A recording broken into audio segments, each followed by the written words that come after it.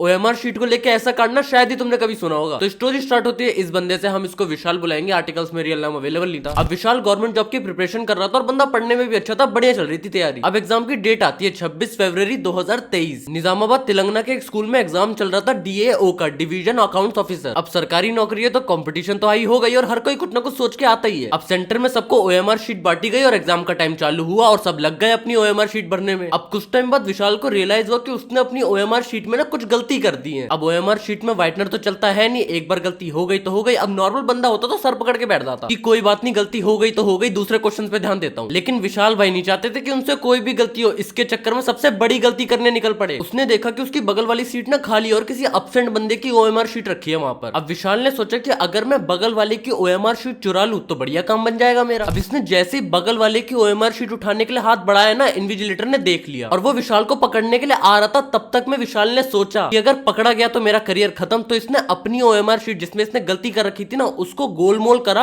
और इन्विजिलेटर के सामने खा गया। निकल गया भाई, अपनी शीट निकल गया। ये इन्विजिलेटर ने उसका हाथ पकड़ के उसे रोकने की कोशिश करी थी, लेकिन उसके सामने खा गया वो। अब इन्विजिलेटर तो हैरान रह गया क्योंकि उसने लोगों को नकल करते हुए देखा था, ओएमआर शीट का पहली बार कोई नाश्ता कर रहा था। अब एग्जामिनेशन सेंटर वाले उसे पकड़ के पुलिस को हैंड ओवर कर देते हैं। अब जब उन्हें बताया जाता है कि ये लड़का अपनी आंसर शीट निकल गया, तो वो लोग इस पे सेक्शन 420 और 448 चीटिंग और डिस्ट्रॉइंग पब्लिक प्रॉपर्टी के चार्ज लगा देते हैं। और पुलिस वाले मजाक में बोलते भी है कि उन्होंने बहुत बंदे देखे हैं जो एविडेंस को जला देते हैं, छुपा देते हैं, लेकिन पहली बार खाते हुए देखा है किसी को। बाकी ऑनलाइन कुछ भी मंगाने से पहले स्टिकर पर टैप कर लेना।